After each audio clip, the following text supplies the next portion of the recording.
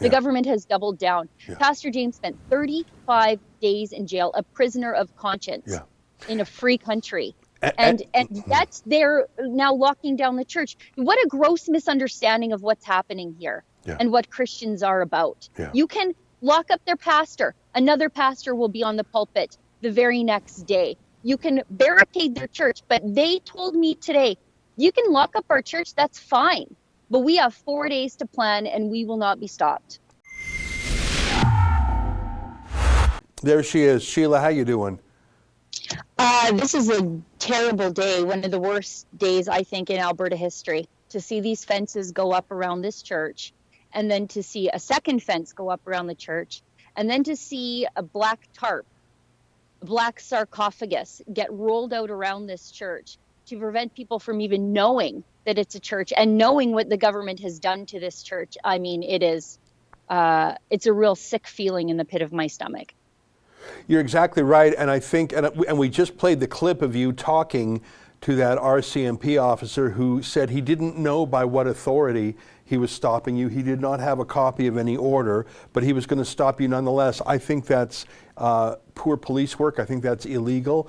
If he has any grounds to stop you, he should know them. He can't just stop you because he's a thug with a gun. And I normally don't talk that way about police, but I think we're long past niceties. We have one person amongst the state response there who has been tipping us off to certain things. I hear that they're setting up 24-hour-a-day command posts that they seek to occupy this property because they know that the church will just simply, bring bolt cutters or change the lock themselves. Have you been able to confirm that at all, that the police intend to occupy this church? Yes. You've heard that? Yes, I have, and you can tell by what they're doing here. So they have brought in porta potties, so portable toilets, which means that they expect to have somebody here that needs to use the toilet 24 hours a day.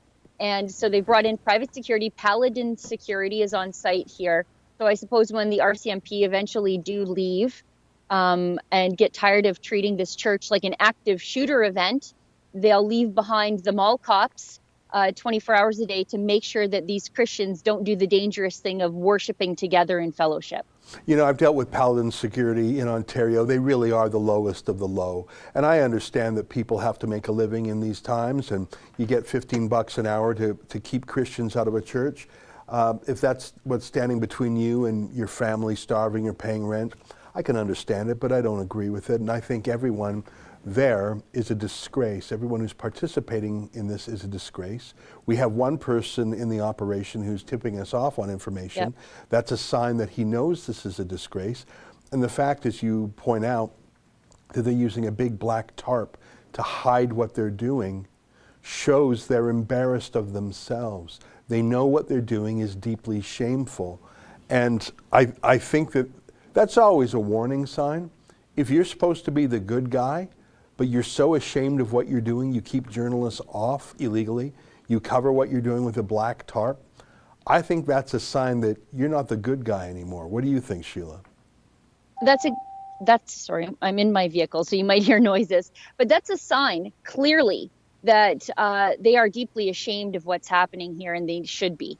And the Justice Minister absolutely should be. And the Premier absolutely should be. This is something that Jason Kenney created an embassy, the Office of Religious Freedom, when he was in Harper's government. It was central to the foreign policy goals of the Harper government to promote religious freedom in the rest of the world, to protect pastors in China, in the Middle East, in northern Iraq, in Russia, from exactly what we're seeing here. This could happen in Hong Kong.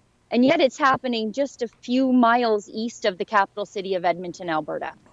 Yeah, I just showed some tweets that Jason Kenney made 2014, 2019, criticizing China for barricading a church there.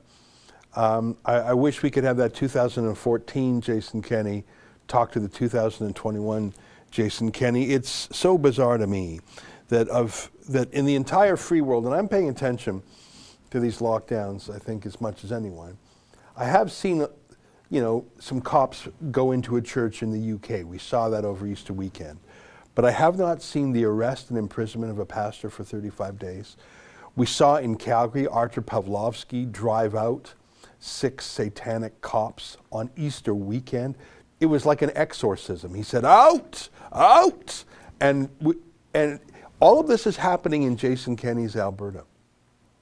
You have the police, you have Alberta Health, you have private security, you have politicians, and you have the media party, which is egging them on.